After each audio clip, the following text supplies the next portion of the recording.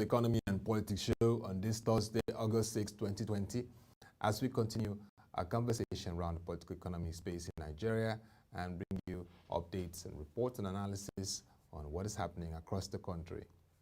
Here's our lineup for this edition. First, the Lagos State reviews land use charge.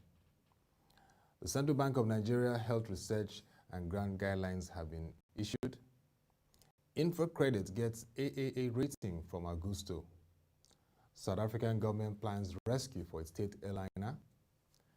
Dr. Anthony Fauci, Director of the National Institute of Allergy and Diseases in the U.S., speaks on vaccines. And we give you updates from the recent Lebanese port explosion. Let's begin with Lagos State, Nigeria's economic capital, where the land use charge law has been reversed in terms of its rates to pre-2018 status, thereby undertaking reforms to reduce financial pressures on citizens.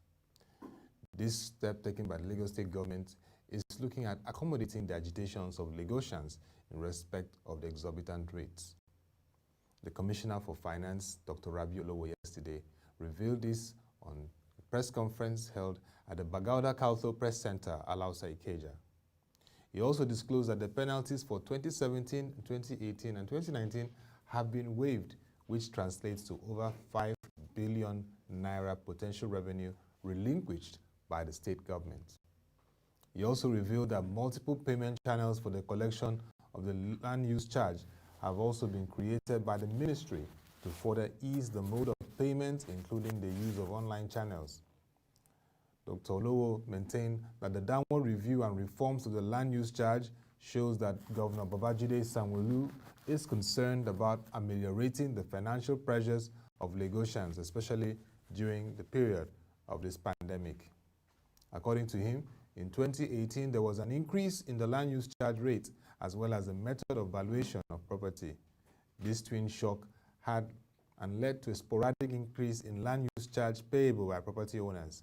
However, the present administration decided to review the land use charge law by reversing the rate of land use charge to pre-2018 mode while upholding the 2018 method of valuation.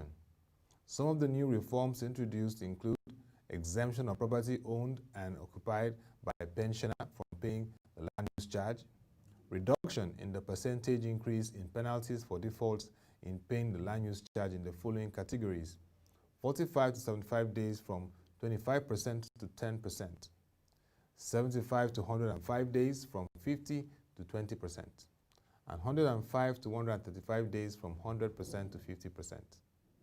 The Commissioner of Finance also announced a 48% reduction in the annual charge rates, just as the annual rate for agricultural land was reduced from 0.076% to 0.01%, which represents an 87% reduction from the old rates. He added that the right of enforcement has been reduced from notification of 3 default notices to 2. But that profit-oriented libraries, cemeteries, and burial grounds are no longer exempted from payment of land use charge, among several other reforms. Dr. Olowo further explained that an additional 10% COVID-19 incentive as well as a 15% early payment discount has been introduced to increase the total discount for early payments to 25% before the due dates, while he urged all property owners in the state to leverage on the discount and pay their land use charge bills, which will soon be distributed.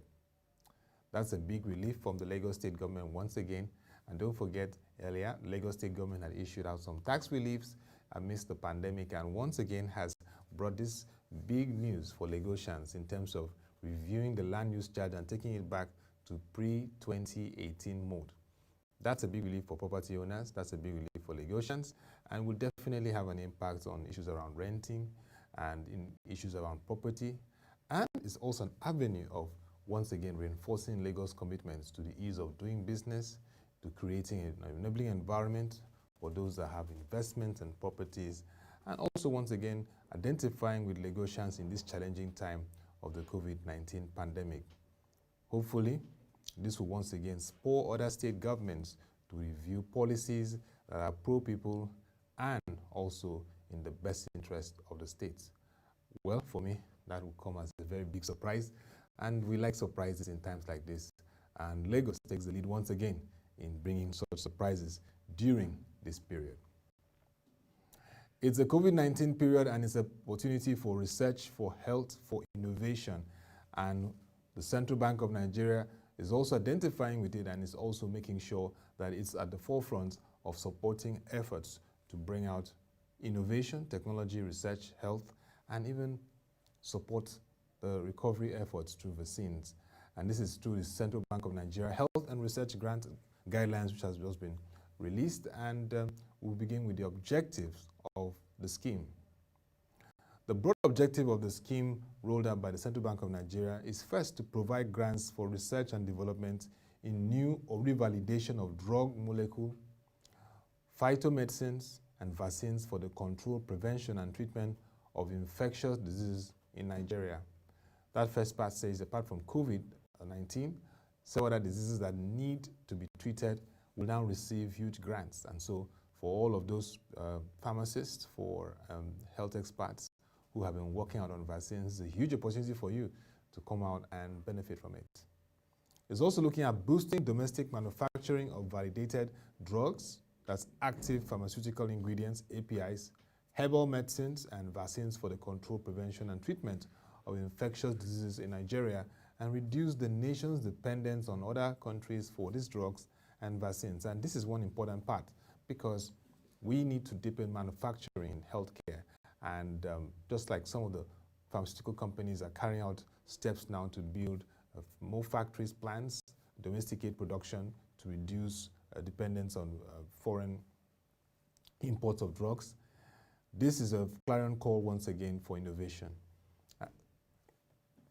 We have said the over period in our program that the Director General of the National Food Drug Administration Council, Professor Mojisola Adeyeye, has warned of a drug insecurity potential for Nigeria, and we have to be very careful about it. And so this is a good innovation. This is a good support coming from the Central Bank of Nigeria, and we want all pharma companies to take advantage of it. The third layer is improving the capacity of biotechnological and pharmaceutical companies, institutions, researchers, and research institutes in the development of approved Nigerian drugs, herbal medicines, and vaccines for infectious diseases.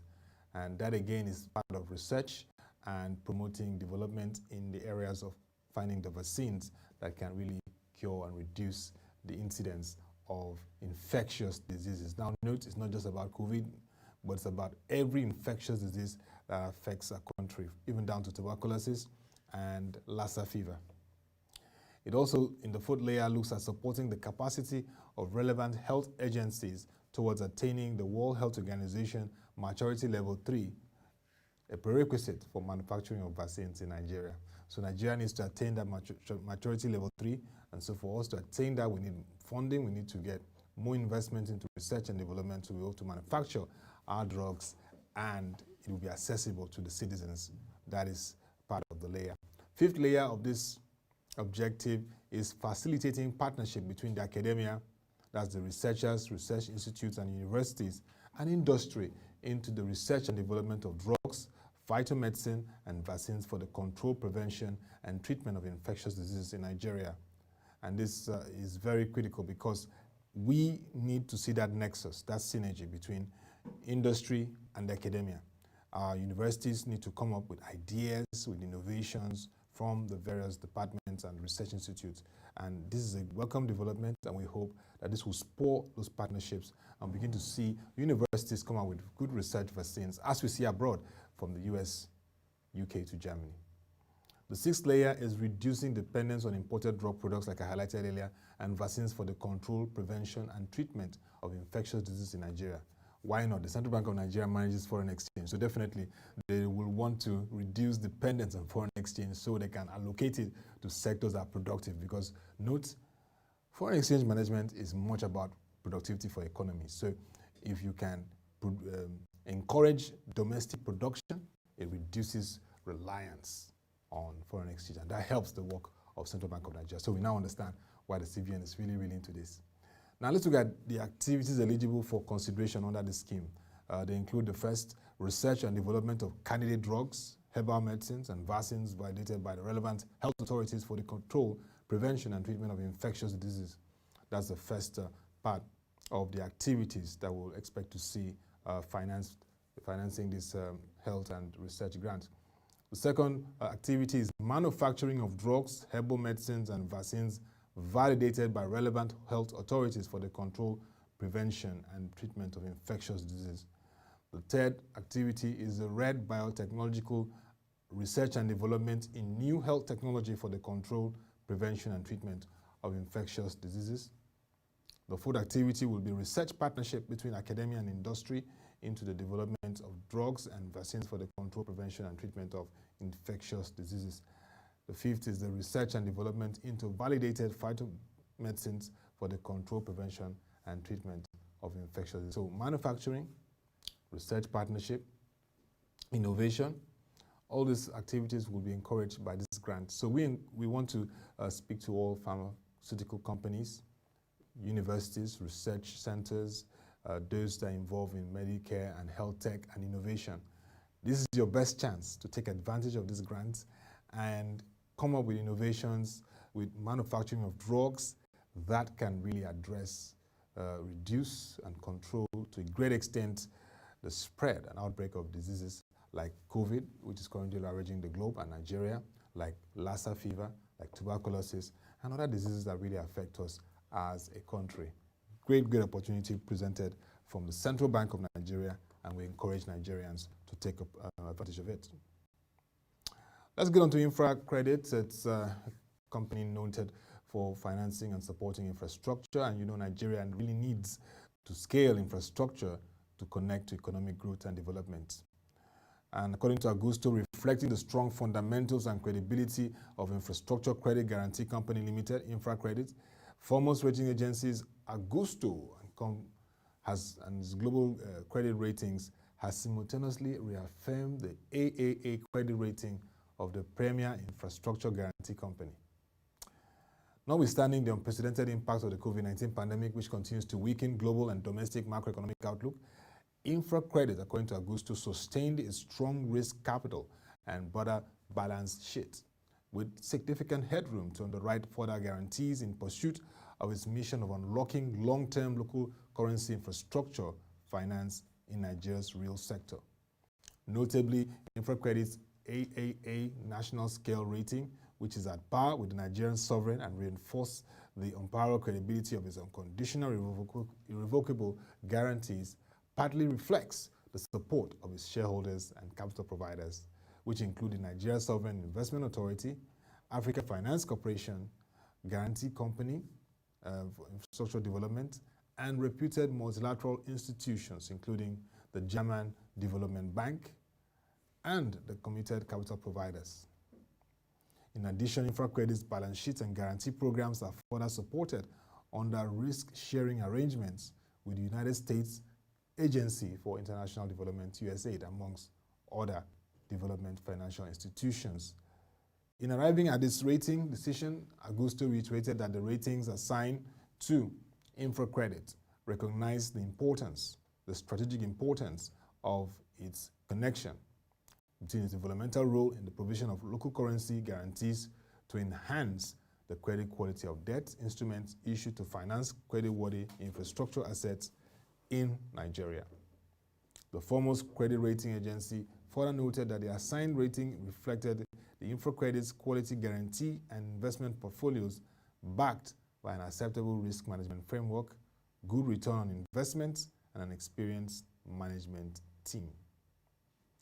Augusto still said that its global rating pattern emphasized that InfraCredit's AAA rating with a stable outlook reflected its operational uniqueness as a guarantee provider, strong ownership and management profile, which was demonstrated with financial flexibility, strong liquidity position, and profitability track record so far.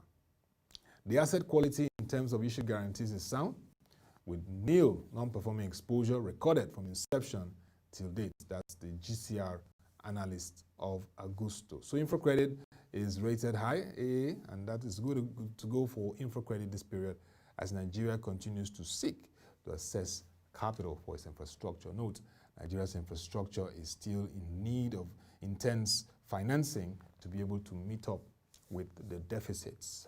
We need to see the rail network scale. We need to see highways and road infrastructure. We need to see critical connectivity across the country, because when you have infrastructure laid out effectively, it unlocks growth potentials for the economy.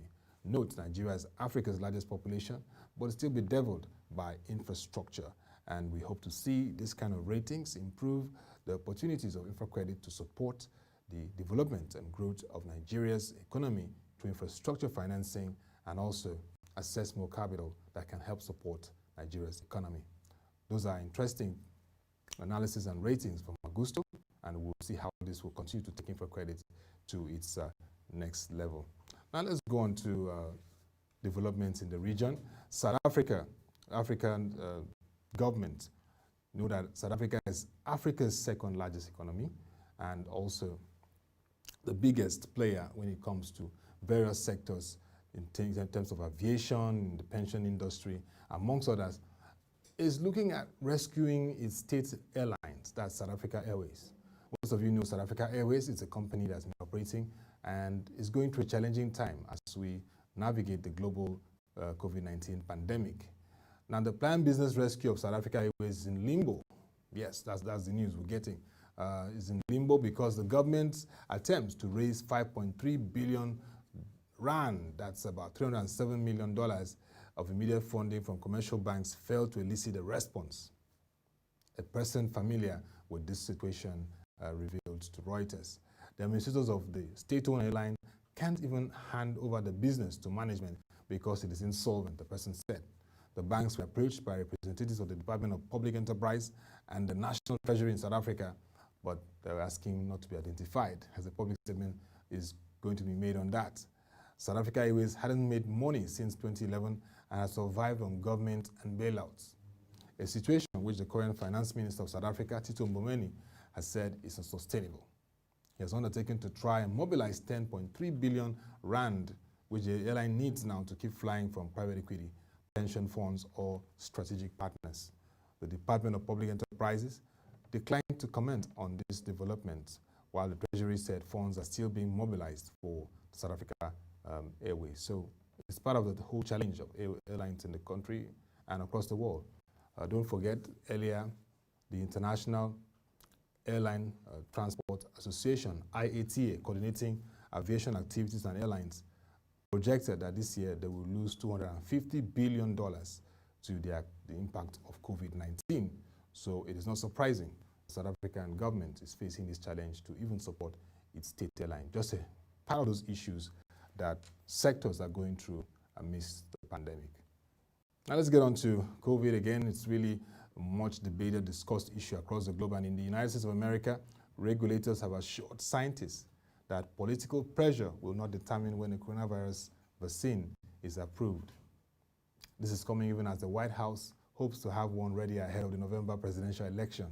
For those of you following global politics, you know that the American election, US election, is coming up on November 10th. The country's leading infectious diseases expert, Dr. Anthony Fauci, said this yesterday. According to him, we have assurances, and I've discussed this with the regulatory authorities, that they promise that they are not going to be allow political considerations interfere with the regulatory decision. That's Dr. Fauci speaking to Reuters yesterday in an interview. He said, we've spoken explicitly about that because the subject obviously comes up, and the people in charge of regulatory process assure us that safety and efficacy is going to be the prime consideration in going for the vaccines. In the US, more than 157,000 people have died of COVID-19, and confirmed cases now are more than 4.7 million reported across the country and territories. This is from Reuters news agency. Dr. Fauci said differences in the seriousness with which people have taken the virus in the United States of America has hampered the response to the pandemic in comparison to other countries. So that's the update from the US, which is now the world's leading nation when it comes to confirmed cases of COVID-19. And there, Dr. Fauci is saying politics will not interfere with the activities of scientists and the activities of the health team working to ensure that COVID-19 is curbed. And if there's any country that is ensuring that politics doesn't interfere with health in terms of science and data, it's Nigeria. Just yesterday, the Nigeria Center for Disease and Control and the Health Ministry and the task force, Presidential Task Force on COVID-19, gave a briefing to President Muhammadu Buhari, as today is the last day of the extended easing of the lockdown for the nation. So we expect to get some updates from the PTF or the President on the next step for the country. Nigeria shows the example of governance, politics, ensuring that there is no interference in the analysis and computation and the effect of looking for a vaccine for addressing COVID-19. Let's go on to Lebanon, located in the Middle East region of the globe and also a member of the international community. Lebanon was wrecked and hit just recently on its ports, its major commercial center. An explosion hit the country and it has continued to dominate the global news space, and analysts have continued to give their impact or insight into how this will impact the economy, which is already prior to now been going through some challenges before this explosion. Lebanese rescue teams have pulled out bodies and hunted for missing people, and yesterday was quite an intensive activity where the wreckage was being assessed and people were being evacuated from the impact of the explosion. This is a massive warehouse explosion that sent a devastating blast wave across Beirut, its capital, and has killed at least 135 people, one of its worst disasters in history. Prime Minister Hassan Diab declared 3 days of mourning from today and has also urged early investigations to unravel what has been the issue around the explosion. He actually said negligence may have been blamed for this explosion at the Beirut port, which has left tens of thousands of people missing and injured more than 5,000 others. Up to 250,000 people were left without homes fit to live in, officials said, after shockwaves smashed buildings, facades, sucked furniture out into streets, and shattered windows miles inland. The death toll was expected to rise from the blast, which officials blamed on a huge stockpile of highly explosive material stored for years for unsafe conditions at the port. The explosion was the most powerful ever in Beirut, a city scarred by a civil war that ended 3 decades ago and reeling from economic meltdown and a surge in coronavirus infections. The blast rattled buildings on the Mediterranean island of Cyprus, about 100 miles, that's 160 kilometers away. Already the international community is responding. The United States of America has made commitment to support Lebanon this period in whatever way they can. Israel has also sent messages and they are showing Lebanon of support this period of the crisis. Other Middle East countries have also sent their solidarity, and across the world, the European Union also met recently, and President Emmanuel Macron will today visit Lebanon to once again convey the message of the European Union and the need to continue to work together to find ways they can assist Lebanon in this time. From here, we empathize with the challenges in Lebanon, and in this period, wish the government and the people speedy recovery from this crisis, unprecedented crisis they are going through, and we hope that all international agencies, multilateral institutions will work hand in hand to support Lebanon to navigate this period of crisis.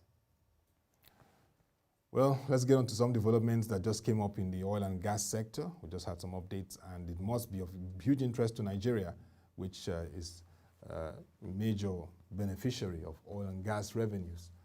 From Exxon, captured from Bloomberg, after a grim second quarter season for big oil companies, the world's third most valuable energy company, Exxon, is warning that 20% of the world's oil and gas reserves may no longer be viable. This is quoted from Bloomberg. According to ExxonMobil, 1/5 of the world's oil and gas reserves will no longer qualify as proved reserves at the end of this year if oil prices fail to recover before then.